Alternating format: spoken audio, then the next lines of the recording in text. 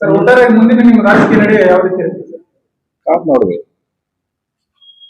ತುಂಬಾ ದಿನ ಇದೆಯಲ್ಲ, ಸರ್ ರಾಜಕೀಯದಿಂದಾನೇ ನಾವ್ ಯಾರು ಜೀವನ ಮಾಡ್ತಾ ಇಲ್ಲ.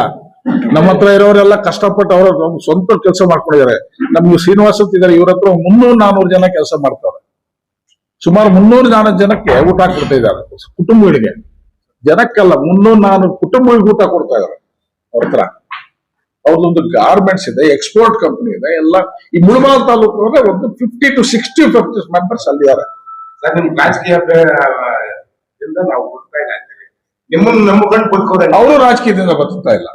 ಅವರು ಇಲ್ಲಿರೋರೆಲ್ಲ ಸ್ವಂತ ಇದರಿಂದ ಬದುಕ್ತಾ. ಯಾವ ರಾಜಕೀಯ ಯಾವನಿಂದ 1 ಪೈಸೆ ಆಕ್ಸೆಸ್ ಇಲ್ಲ, ಯಾವನಿಂದ 1 ಪೈಸೆ ಕೈ ಹೋಗಿಲ್ಲ. ಈಗ ನೀವು ರಾಜಕೀಯ ಬರ್ಬೇಕು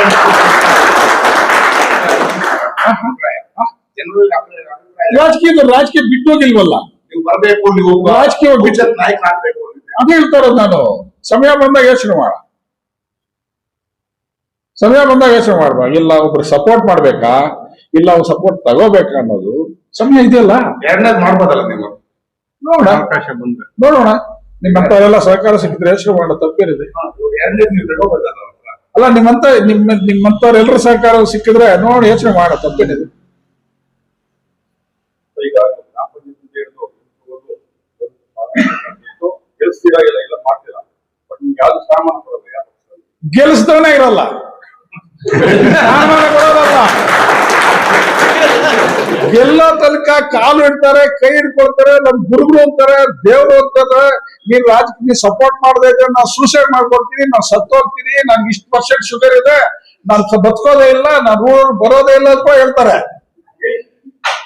ಅರ್ಥ ಇಲ್ಲ. ಗೆದ್ದ ಮೇಲೆ ಅದೆಲ್ಲ ಬರ್ತೋಗಿರ್ತಾರೆ. ಏನ್ ಮಾಡೋದು?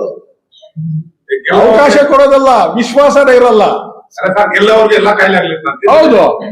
ಅಧಿಕಾರ ಬರೋವರೆಗೂ ದೇವಸ್ಥಾನದಲ್ಲಿ ಬಂದು ಅಣ್ಣ ನಾನು ಸತ್ತೋಗ್ತೀನಿ, ನನಗೆ ಇಷ್ಟು ಶುಗರ್ ಇದೆ, ನಾನು ಬದುಕಲ್ಲ, ನಾನು ಬದುಕದೆ, ನಾನು ಯಾರು ತಪ್ಪು ಮಾಡಲ್ವಾ, ತಪ್ಪು ಮಾಡದೆ ತಿದ್ಕೊಳಕ್ ಅವಕಾಶ ಕೊಡಲ್ವಾ, ಯಾರು ತಪ್ಪು ಮಾಡಿಲ್ಲ ಅಣ್ಣ, ನಿಮ್ ಕಾಲು ಹಿಡ್ಕೊಳ್ತೀವಿ ಅಂತ ಹೇಳ್ತಾರೆ. ನಮ್ಮ ಮನಸ್ಸು ಏನೋ ಒಂಥರ ಕರ್ಗೋಗ್ತಾ ಇದೆ. ಈಗ ಸತ್ತೋಗ್ತಾನಪ್ಪ, ಯಾಕಪ್ಪ ಯಾಕ ಸತ್ತೋಗ್ತಾ ಇದೆ, ನಮ್ಮ ಮನಸ್ಸು ವೀಕ್. ಅದ್ರಲ್ಲಿ ನಾವು ಕರ್ಗೋಗಿರ್ತೀವಿ. ಏನ್ ಮಾಡೋದು? ಸರ್ ಅವ್ರ ಬಗ್ಗೆ ಇಷ್ಟೆಲ್ಲ ಹೇಳ್ತಾರೆ, ಅಂತ ವ್ಯಕ್ತಿ ಯಾರು ಸರ್? ಆ ವ್ಯಕ್ತಿ ಯಾರು ಸರ್? ಮತ್ತ ವ್ಯಕ್ತಿ ಜಾಸ್ತಿ ಇದಾರೆ. ಒಬ್ರು ಅಂತ ಯಾಕೆ ಹೇಳಿ, ಒಬ್ಬರ ಹೆಸರು ಯಾಕೆ ಹೇಳ್ಬೇಕು? ಜಾಸ್ತಿ ಇದಾರೆ ಅಂತ ಹೇಳಿ. ನಿಮ್ಗೆ ಗೊತ್ತಲ್ಲ, ಹಿರೀರಿ ನಿಮ್ಗೆ ಗೊತ್ತಲ್ವಾ? ನೀವೇ ಸುಮಾರು ಸರಿ ನನ್ನ ಎಲೆಕ್ಷನ್ ನನ್ನ ಜೊತೆ ನೀವು ಜೊತೆ ತಿರ್ಗಾಡಿದಿರಲ್ಲ, ನಿಮ್ಗೆ ಗೊತ್ತಲ್ವ ಯಾರು ಅಂತ? ನೀವೇ ಯೋಚನೆ ಮಾಡಿ ಯಾರು ಇರ್ಬೋದು ಅಂತ. ಗೊತ್ತು ನಿಮ್ಗೆ? ಗೊತ್ತಿಲ್ಲ, ನೀವು ಸುಳ್ಳು ಗೊತ್ತಿಲ್ಲ, ಸುಳ್ಳು ಹೇಳಿದ್ರೆ ಯಾರು ಹೇಳಲ್ಲ. ಇಷ್ಟ ನೋಡಿ, ಗೊತ್ತಿಲ್ಲ ಅಂತ ನೀವ್ ಹೇಳಿದ್ರೆ, ನೀವು ಸುಳ್ಳು ಹೇಳಿದಾಗ ನಾನು ಸುಳ್ಳು ಹೇಳ್ತೀನಿ. ಹೌದಲ್ವಾ? ಹೇಳ್ತೀರಲ್ವಾ? ಚುನಾವಣೆಯಲ್ಲಿ ನನ್ನ ಅವಶ್ಯಕತೆ ಇತ್ತು, ನನ್ನ ಸಪೋರ್ಟ್ ತಗೊಂಡಿದ್ದಾರೆ. ಅವ್ರ ಕೆಲಸ ಮುಗಿಯಿತು, ದಡ ಸೇರ್ಕೊಂಡಿದ್ದಾರೆ, ಬೇಡ ಅಂದ್ಕೊಂಡಿದ್ದಾರೆ. ಸೆಂಟ್ರಲ್ ಅಲ್ಲಿ ಸ್ಟೇಟ್ ಅಲ್ಲಿ ಮಿನಿಸ್ಟರ್ ಆಗಿದ್ದಾರೆ, ಕೆಲವ್ರನ್ನ ಅವ್ರ ಅದೃಷ್ಟ, ಪಾಪ ಅವ್ರು ಆಗಿರ್ತಾರೆ. ಬೇರು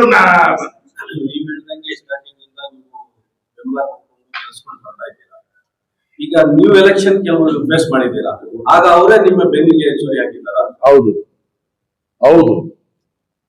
ನಾನ್ ಹೇಳ್ತಾ ಇರೋದಂದ್ರೆ, ನನಗಿಂತ ಜಾಸ್ತಿ ನಮ್ಗೆ ಮೀಡಿಯಾದವ್ರು ಗೊತ್ತಾಗ, ನಾನು ಇಲ್ಲಿರ್ತಕ್ಕಂಥ ಎಲ್ಲಾ ಫೇಸ್ಗಳು ನನ್ಗೆ ಐಡೆಂಟಿಫೈ ಫೇಸೇ. ನಿಮ್ಮನ್ನೆಲ್ಲಾ ಮೀಡಿಯಾಗಳಲ್ಲಿ ನೋಡ್ತಾ ಇರ್ತೀನಿ, ಎಲ್ಲಾ ಕಡೆ ನೋಡ್ತಿರ್ತೀನಿ, ನಿಮ್ ನ್ಯೂಸ್ಗಳೆಲ್ಲ ನೋಡ್ತೀನಿ. ನನಗಿಂತ ಜಾಸ್ತಿ ಮಾಹಿತಿ ನಿಮ್ಮ ಹತ್ರ ಇರ್ತದೆ. ಈಗ ನಾನು ಹೇಳ್ತಾ ಇರೋದು, ನಾನು ಕೃತಜ್ಞತೆ ಸಲ್ಲಿಸೋದಕ್ಕೆ ಸೇರಿದ್ದೀನಿ.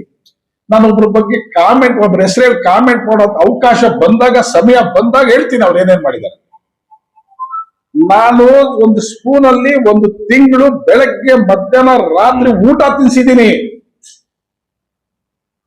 ತಿನ್ಸಿದ್ದೀನಿ ಸ್ಪೂನ್ ಅಲ್ಲಿ. ನಾನ್ ಬೆಳಗ್ಗೆ ಸ್ನಾನ ಮಾಡ್ಬಿಟ್ಟು ಹೋಗ್ಬಿಟ್ರೆ, ಟಿಫನ್ ಮಾಡ್ಬಿಟ್ಟು ಮನೆ ಅಲ್ಲಿಗೆ ಹೋದ್ರೆ ಅವ್ನು ಊಟ ಮಾಡಲ್ಲ, ಅವ್ನು ಏನ್ ಹೆಚ್ಚು ಕಡಿಮೆ ಆಗ್ಬಿಡ್ತಾನೆ ಅಂತ ಹೇಳ್ಬಿಟ್ಟು ಬೆಳಗ್ಗೆ ಮಧ್ಯಾಹ್ನ ಊಟ ತಿನ್ಸ್ಬಿಟ್ಟು ಮತ್ತೆ ರಾತ್ರಿ ಬಂದ ಮನೆಗೆ ಊಟ ಮಾಡಿ ಮಲಗಿದ್ದೀನಿ.